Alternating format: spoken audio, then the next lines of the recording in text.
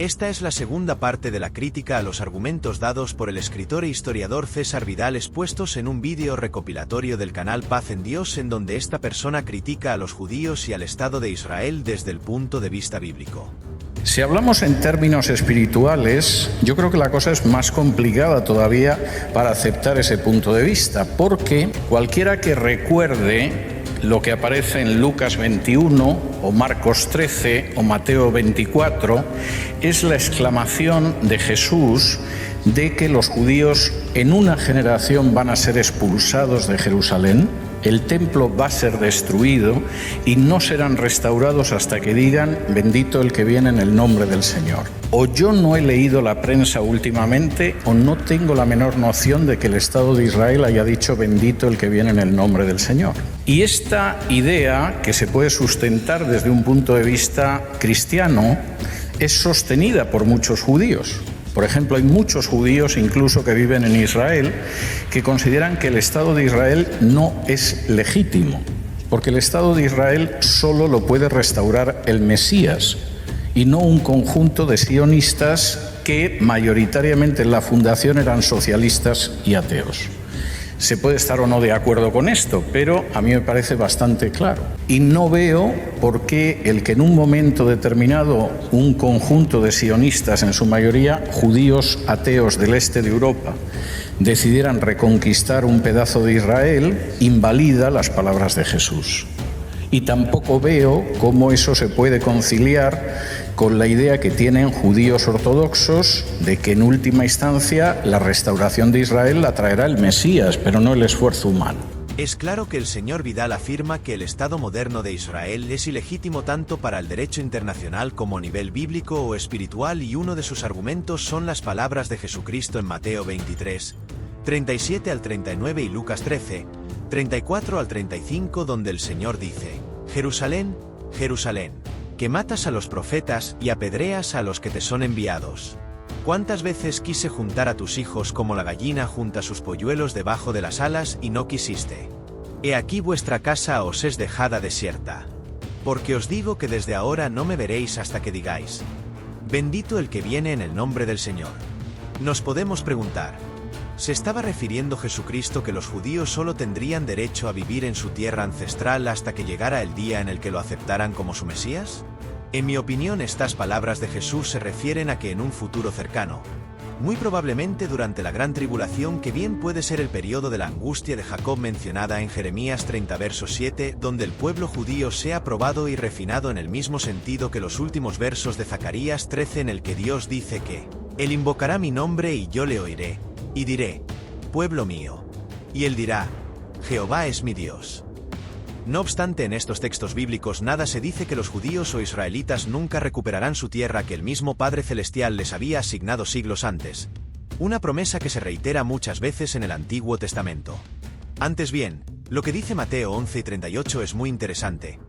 He aquí vuestra casa os es dejada desierta, es lo que dice el Señor Jesucristo, o en griego, imon oikos, con lo que se indica que Jesús o Yeshua le sigue reconociendo la propiedad de esta casa a los judíos o israelitas. ¿Y a qué se refería el Mesías cuando les dijo que su casa quedaría desierta? Para entenderlo debemos saber en qué sentido se usó la palabra oikos o casa en el Nuevo Testamento, y esta tiene las siguientes acepciones. Primero, casa como un lugar físico de morada para las personas. Segundo, como hogar o sinónimo de la familia o núcleo familiar. Tercero, como la casa de Dios, es decir, el templo que estaba en Jerusalén. Cuarto, el linaje de un rey como la casa de David. Quinto, también el cuerpo humano se considera como una casa o templo, ya sea del Espíritu Santo o de un espíritu inmundo, como en la parábola donde Jesús cuenta como un demonio que es expulsado de un cuerpo, decide volver a ese mismo cuerpo o casa que había estado barrida y limpia, volviendo a esta con otros espíritus inmundos peores que él. En este orden de ideas, ¿en qué sentido Jesús usa la palabra oikos o casa en Mateo 11 y 38 cuando dice que su casa os es dejada desierta? Yo creo que en dos sentidos. Primero, en el sentido de que templo de Dios, el famoso segundo templo de Jerusalén que iba a ser destruido, como el mismo Jesucristo anunciaría con la bien conocida profecía de que no quedaría piedra sobre piedra de Mateo 24:2. En segunda instancia, creo que el maestro también se refería a nación de Israel como la casa u hogar del pueblo judío, ya que esa tierra es la que les había dado Dios a los hebreos como promesa a Abraham y obviamente Todo pueblo tiene su tierra en la cual vive, que es una decisión determinada por Dios mismo, como Pablo dijo en Hechos 17:26, y por supuesto en ningún lado de la Biblia dice que el Padre Santo le haya quitado el privilegio a los hebreos o judíos de poseer moralmente la tierra de Israel. Mas lo único que dijo Jesucristo era que la casa de los judíos, su casa, iba a quedar desolada, pero al decir su casa, implica que la propiedad de la misma le seguía perteneciendo al pueblo judío, y esto es muy importante ratificarlo para que no queden dudas.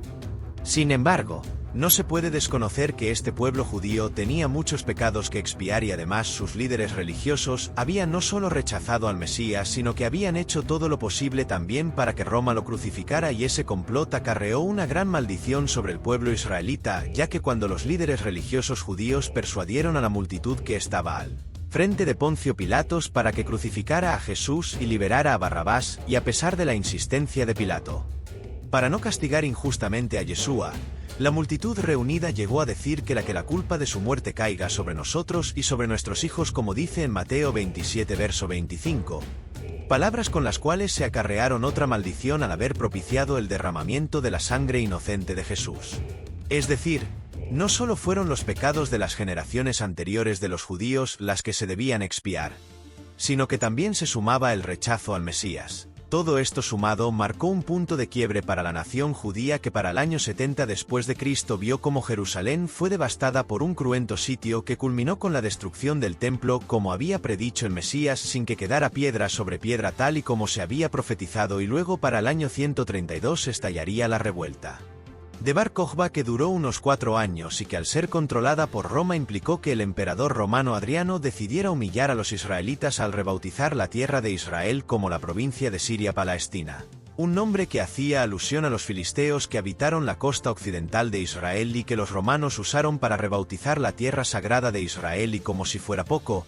la misma ciudad sagrada de Jerusalén se rebautizó con el nombre pagano de Aelia Capitolina, y para colmo, a los judíos se les prohibió vivir en Jerusalén. Es decir, estos hechos marcaron el cumplimiento de la maldición o profecía de Jesucristo sobre los judíos, algo que él mismo había dicho en Lucas 21:24 al profetizar que ellos caerían al filo de la espada, que serán llevados cautivos a todas las naciones y que Jerusalén será hollada por los gentiles hasta que los tiempos de los gentiles se cumplan. Una implacable profecía que se vio ratificada en los siglos posteriores, cuando el pueblo judío sufrió demasiado, no solo por causa del antisemitismo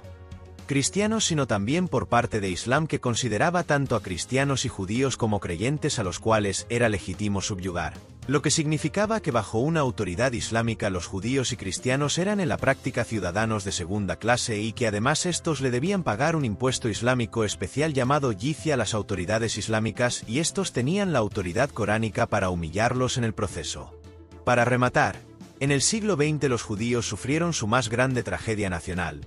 la despiadada persecución de la Alemania nazi contra dicho pueblo y la posterior ejecución del Holocausto, donde aproximadamente 6 millones de judíos, además de otras minorías, fueron exterminados sistemáticamente. Es a partir de este punto que el apoyo al sionismo se incrementó notablemente, lo que contribuyó a que los británicos y otros países europeos aceptaran la restauración de una nación judía en lo que para Europa se conoció principalmente como Palestina, el mismo término geográfico que habían acuñado los romanos en el siglo II y cuyo uso fue extendido en Europa, y como se pueden dar cuenta, este es el origen de ese término que los árabes se apropiaron como suyo en el siglo XX para venderle al mundo. Que el pueblo judío es una entidad europea colonialista que usurpó las tierras árabes palestinas de lo que supuestamente por siglos se conocía como Palestina, lo cual solo fue cierto para una Europa dominada por una cristiandad en muchos casos antisemita, que prefería usar el término geográfico, que pisoteaba no solo la historia judía sino que pisoteaba también las mismas escrituras, cuando por ejemplo, en Mateo 2:20, el ángel del Señor le pide a José y a María que, estando en Egipto después de que tuvieron que huir allí por la matanza de niños que perpetró Herodes, dicho ángel les dijo que regresaran a la tierra de Israel, y nunca se usa en el Nuevo Testamento el término Palestina, que simplemente es un nombre geográfico que no debería tener cabida para un verdadero creyente al referirse al territorio que oficialmente es Judea, Samaria y Galilea, que conforman la tierra de Israel tal y como el Creador de los cielos y de la tierra ha determinado en su palabra. Con todos estos argumentos se puede concluir con relación a las palabras de Jesús de que su casa os es dejada desierta se refiere a la destrucción del templo y muy probablemente al exilio forzado del pueblo israelita de la tierra de Israel. ¿Por qué considero muy improbable que este texto se refiera a que a los judíos se les iba a quitar su derecho a su tierra como parece implicar César Vidal? De haber sido así, las palabras de Jesucristo podrían haber sido algo como: he aquí que su casa no solo es dejada desierta sino que es dejada a otros pueblos para que ellos la habiten. Pero Jesús no dice esas palabras al estilo de lo que dijo en Mateo 21:43 cuando le dice a los principales sacerdotes israelitas y a los fariseos, que el reino de Dios les será quitado de ellos y será dado a gente que produzca los frutos de él. Aquí Yeshua les dice claramente a esos líderes religiosos que el reino de Dios les iba a ser quitado. Pero en Mateo 23:38 no se dice algo similar sino que antes bien, Jesús dice: su casa o en griego, Gimón o Ikos, quedaba desierta,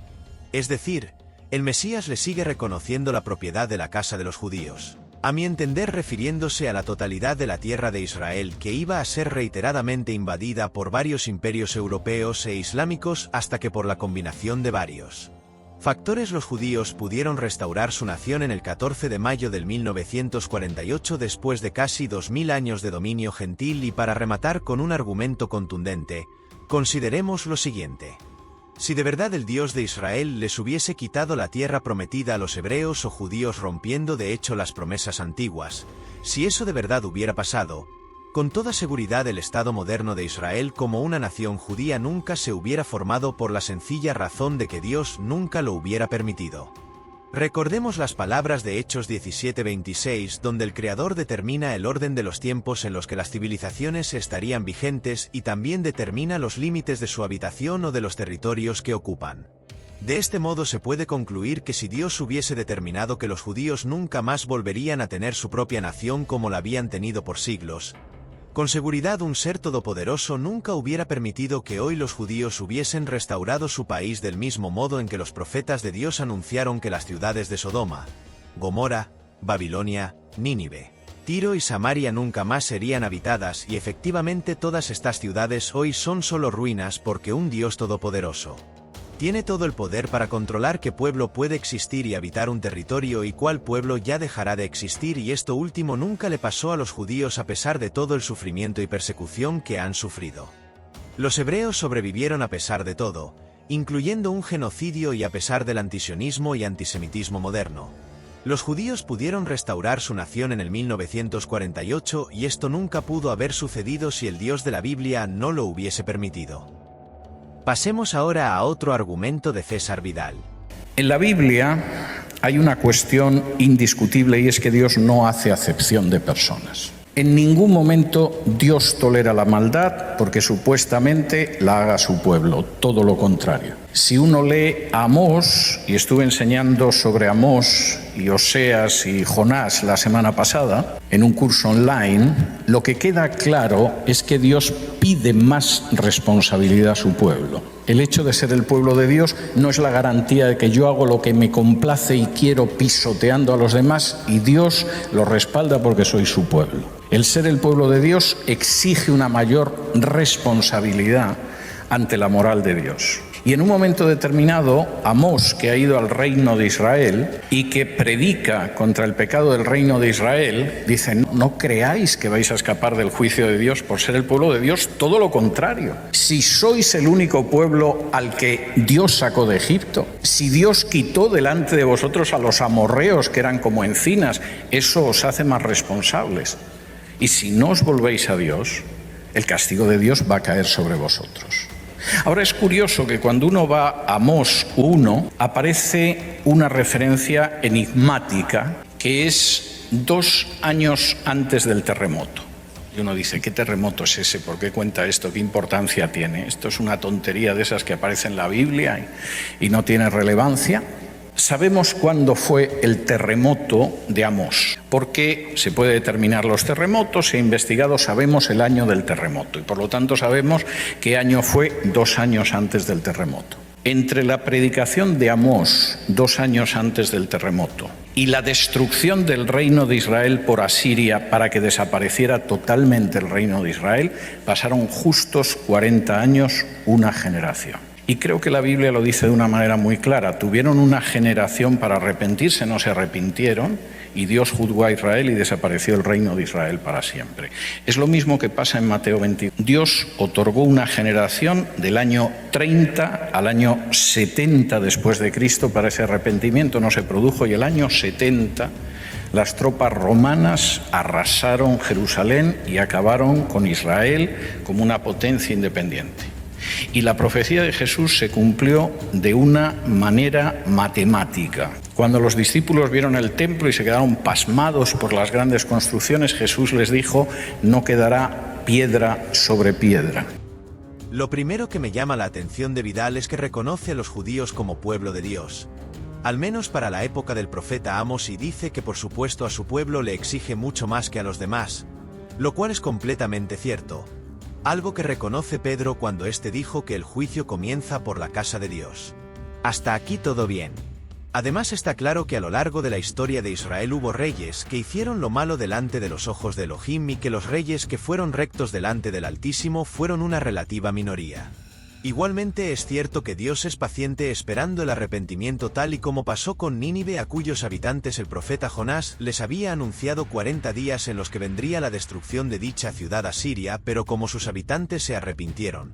la destrucción que estaba anunciada se canceló por la misericordia de Dios. Pero al contrario de los ninivitas en los días de Jonás, los hebreos fueron muchas veces duros de cerviz, tercos o rebeldes para ser rectos delante del Altísimo, lo que eventualmente causó castigos masivos para el pueblo israelita. Lo que pasa es que el señor Vidal da a entender que el actual pueblo judío puede ser tan descarriado como lo era en épocas anteriores, pero aquí es donde debemos matizar, ya que Vidal con seguridad hace referencia a los diferentes sucesos del conflicto de los israelíes con los árabes y con los árabes palestinos. Recordemos como en el primer vídeo de este análisis César Vidal manifestó que Israel venía violando el derecho internacional por lo menos desde la guerra del 1967, pero él omitió mucho contexto histórico importante de esa guerra, lo cual es muestra de deshonestidad intelectual de su parte. De tal manera que para este dizque historiador Israel es culpable de no dejarse exterminar por parte de los enemigos árabes que querían destruir al único país judío del mundo, un conflicto que no empezó en el 1948 como afirman los antisionistas, sino que los hostigamientos árabes ya habían empezado en la década del 1920, cuando legalmente se había constituido el mandato británico para Palestina. Luego Vidal afirmó que Dios juzgó a Israel y desapareció el reino de Israel para siempre. ¿Para siempre? Examinemos esto. Supongamos que el Israel al que se refiere Vidal es el Israel étnico, o el según la carne o la sangre, como popularmente se llama al linaje genético de las personas. Dado esto, si nos vamos hasta la narrativa del Nuevo Testamento, hay varios versículos que mencionan a una nación de Israel desde el punto de vista geográfico. Por ejemplo, en Mateo 2:20 al 22 se hace mención 2 veces de la tierra de Israel, dicho por un ángel de Dios, y si esto lo dice un mensajero de Dios debe ser porque para nuestro Creador dicho territorio tiene por nombre la tierra de Israel. Y luego en el verso 22 se mencionan los territorios geográficos de Judea y Galilea, y por mucho que busquen los antisionistas, nunca verán la palabra Palestina en el Nuevo Testamento para referirse a lo que para Dios, repito, es la tierra de Israel. En Mateo 10:6, poco después de la elección de los 12 apóstoles, estos son instruidos a no ir a los gentiles ni a los samaritanos en un principio, sino solamente a las ovejas perdidas de la casa de Israel, haciendo referencia a los israelitas pertenecientes a la nación de Israel, que para Dios no importa que estos estuvieran esparcidos. Luego en Mateo 8:10, Jesús, cuando es abordado por un centurión romano que le rogó que sanara a su siervo, el Mesías se quedó maravillado ante su convicción y dijo que ni en toda Israel había hallado tanta fe. Claramente en este texto Israel se refiere a los habitantes de la tierra de Israel, o sea, los israelitas, judíos o hebreos, a su gente, a los nativos de esa tierra, y así encontramos en el Nuevo Testamento muchos textos que ratifican la existencia y reconocimiento por parte de Dios y de Jesucristo de la nación de Israel, ya que de Elohim es toda la tierra y su plenitud, y como dijo Pablo en Hechos 17, Nueva Versión Internacional, de un solo hombre hizo todas las naciones para que habitaran toda la tierra y determinó los periodos de su historia y las fronteras de sus territorios. Y como sabemos, desde que el antiguo pueblo israelita llegara a la tierra prometida de la mano de Moisés y Josué, Dios le asignó unos límites determinados a dicha tierra que habitarían los hebreos. Aunque si bien a Abraham Dios le había prometido una extensión territorial mucho más grande. El caso es que el Dios de Israel es un Dios de orden y por lo que hemos visto no hay soporte bíblico para afirmar como lo hace César Vidal de que el reino de Israel dejó de existir en los tiempos del profeta Amos, lo cual es absurdo y lo probaremos con unos versículos claves que demuestran, por ejemplo, cómo la existencia de la entidad territorial seguía vigente para Dios al igual que nuestro Creador seguía reconociendo a los judíos como la nación étnica de Israel. Todo esto sin importar que una potencia ocupante como el Imperio Romano llamara a la tierra de Israel como la provincia de Judea. Después de aclarar esto, sigamos con el análisis. El templo tenía una techumbre de oro. Y cuando se incendió,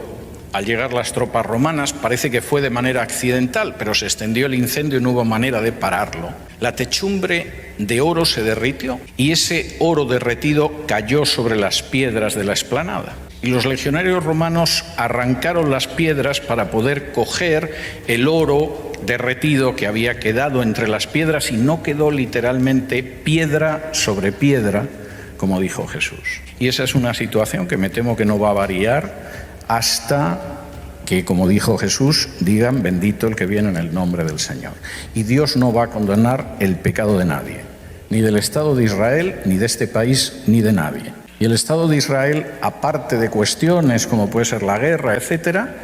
tiene una capital como Tel Aviv, que es la capital gay del mar Mediterráneo. Y pensar que Dios va a tolerar esto porque es el Estado de Israel, a mí me parece que es mucho esperar. Aunque el tema es largo, digamos que Vidal puede tener razón en parte, que hoy los judíos en general no son un pueblo perfecto que guarde perfectamente la Torá, que hay mundanalidad como en muchos países es cierto, o que todos ellos hayan aceptado al Mesías Jesucristo, eso no ha pasado. Pero por otro lado, ningún país del mundo occidental puede presumir de ser perfecto moralmente. Entre los antisionistas siempre va a relucir el argumento de denunciar a la ciudad de Tel Aviv como la capital gay de Medio Oriente, como si en otros países de América o de Asia no existieran otras ciudades que se consideren amigables y tolerantes con la comunidad arcoíris, y no me vayan a entender mal. Obviamente este tipo de conductas no son toleradas por el Dios de la Biblia y la persona que esté en este tipo de pecados debe arrepentirse, apartarse de ellos y buscar el perdón de Dios en el nombre de Jesús sin lugar a dudas. Pero lo que me parece mal es juzgar los pecados de Israel con una vara, pero nos hacemos los de la vista gorda con eso mismo que pasa en el resto del planeta. El mismo señor Vidal ha vivido últimamente en Miami, la famosa ciudad de Estados Unidos, país que como tiene sus cualidades también ha sido referente en cuanto a otras tendencias como ser la cuna del movimiento gay del mundo, que es la ciudad de San Francisco. Ese país también es el epicentro de tantas industrias como la del entretenimiento o la del nopor, que son moralmente opuesto a lo que Dios aprueba. Pero estos no son obstáculos para que el señor Vidal fije su residencia en un país que muchos consideran la Gran Babilonia mencionada en Apocalipsis y que además, a lo largo de su historia se anexionó grandes extensiones de tierra. Primero en contra de los nativos americanos, también llamados los indios, bien conocidos por las películas de vaqueros, y, por otro lado, los Estados Unidos le quitaron una gran extensión de territorio soberano a México tras una guerra expansionista en el año 1846, donde el estado de Texas y toda la costa oeste fueron anexionadas. ¿Por qué el señor Vidal vive en un país así cuando él mismo es un crítico acérrimo de Israel, porque supuestamente también es un estado expansionista y que le usurpó tierras al pueblo árabe palestino? ¿No les parece que hay un tufillo de doble moral en este caso? Y por último, pasemos al clip final para comentarlo. Es el linaje de Abraham quien tiene derecho a las promesas de Dios. El linaje de Abraham. ¿Quién es el linaje de Abraham? ¿Judíos, ateos y agnósticos? No. La Biblia establece claramente quién es el linaje de Abraham en Gálatas capítulo 3, donde dice lo siguiente: ya no hay judío ni griego, versículo 28, no hay esclavo ni libre, no hay varón ni mujer, porque todos vosotros sois uno en Cristo Jesús, y si vosotros sois de Cristo, ciertamente linaje de Abraham sois y herederos según la promesa. No hay linaje de Abraham fuera de Cristo. y no hay promesa fuera de Cristo. Analicemos esto con calma y leamos un poco más de contexto de Gálatas 3 y leamos de los versos 23 al 29. Pero antes que viniese la fe, estábamos confinados bajo la ley, encerrados para aquella fe que iba a ser revelada. De manera que la ley ha sido nuestro ayo, para llevarnos a Cristo, a fin de que fuésemos justificados por la fe. Pero venida la fe, ya no estamos bajo ayo, pues todos sois hijos de Dios por la fe en Cristo Jesús. Porque todos los que habéis sido bautizados en Cristo, de Cristo estáis revestidos. Ya no hay judío ni griego, no hay esclavo ni libre, no hay varón ni mujer, porque todos vosotros sois uno en Cristo Jesús. Y si vosotros sois de Cristo, ciertamente linaje de Abraham sois, y herederos según la promesa. Con estos versos los antidispensionalistas quieren decir que básicamente el verdadero linaje de Abraham lo conforman los creyentes en Cristo, lo que significa que los judíos étnicos caen en obsolescencia, por decirlo así, o caen en lo que en Apocalipsis se denominan los judíos que dicen ser judíos y no lo son, o peor aún, que todos ellos conforman la sinagoga de Satanás. Una idea reforzada con Juan 8:44, donde Jesús acusa fuertemente a los líderes religiosos como personas corruptas e inicuas y les dice que su padre es el diablo, unas palabras que los antisionistas usan para englobar a toda la comunidad judía, lo cual es una gran injusticia, ya que los primeros creyentes en Yeshua fueron judíos. Sus apóstoles fueron judíos. A ellos les prometió que juzgarían a las 12 tribus de Israel. Jesús se interesó por las ovejas perdidas de Israel. Pablo de Tarso fue un fariseo judío que amaba a sus compatriotas y así por el estilo, de tal manera que catalogara la totalidad del pueblo judío como los hijos del diablo o la sinagoga de Satanás es un gran despropósito. Ahora bien, volviendo a lo que dice Pablo en Gálatas 3, hay que entender que hay varios tipos de Israel, por llamarlo así. El primer tipo de Israel es el étnico o según la carne o según la sangre, como dice Pablo, que es el que lo conforman los seres humanos que se identifican como un pueblo, ya sean judíos, griegos, egipcios, sirios, o lo que fuera. Tanto en la Biblia como en nuestra vida diaria se reconoce el concepto étnico de los pueblos y ya demostramos que los judíos, israelitas o hebreos no son la excepción. El segundo tipo de Israel es el espiritual o el Israel de Dios, como bien se menciona en Gálatas 6:16. El mismo Israel espiritual que implica que nos conceda la ciudadanía de Israel, como se menciona en Efesios 2:12 y 13, donde Pablo dice que al estar sin Cristo y sin su sangre preciosa, los gentiles estaban alejados de la ciudadanía de Israel. Aquí en Efesios, en mi opinión, se refiere al Israel espiritual o al Israel de Dios que, como ya se mencionó, al aceptar a Cristo como Maestro y Redentor por medio de su sangre, esto nos concede la ciudadanía de Israel, pero desde el punto de vista simbólico o espiritual, que es muy diferente a la ciudadanía que tenían los antiguos israelitas al pertenecer al antiguo Israel étnico, o diferente a la ciudadanía que en tiempos modernos tienen los que legalmente son ciudadanos del Estado moderno de Israel. Otro ejemplo de la ciudadanía espiritual es la primera interacción entre Jesús y Natanael, quien luego iba a ser su discípulo. En Juan 1 se narra cómo Natanael reconoce inmediatamente a Yeshua como Mesías después de que éste dice haberle visto debajo de una higuera, y a su vez, Jesús le dice admirado: «He aquí un verdadero israelita en el cual no hay engaño». En este contexto sin duda se refiere a Natanael como un israelita del Israel de Dios, o sea, en el sentido espiritual más que en el sentido étnico. Si este suceso lo comparamos con Juan 8:37, donde Jesús critica con severidad a los fariseos y líderes religiosos, aquí les dice a ellos: «Sé que sois descendientes de Abraham, pero procuráis matarme, porque mi palabra no haya cabida en vosotros». Como vemos, a estos líderes religiosos judíos corruptos se les reconoce como israelitas étnicos o según la carne, pero dado su maldad y corrupción espiritual, Jesucristo nunca los hubiera reconocidos como verdaderos israelitas espirituales en el mismo sentido que se lo dijo a Natanael. Y ya por último, el otro tipo de Israel sería el Estado moderno de Israel, que por muchas objeciones que puedan tener los antisionistas, dicho Estado judío se llama oficialmente así y a nadie le tenían que pedir permiso para nombrar a su país como Israel en el 1948, cuando dicho nombre hace parte de su cultura e historia, sin importar cuán ateos, socialistas o comunistas que fueran los refundadores del Israel moderno.